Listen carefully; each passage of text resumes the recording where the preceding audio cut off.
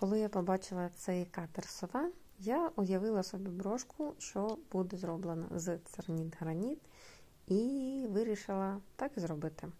Запекла заготовочку, профарбувала рельєф, зайву фарбу витерла вологою серветкою.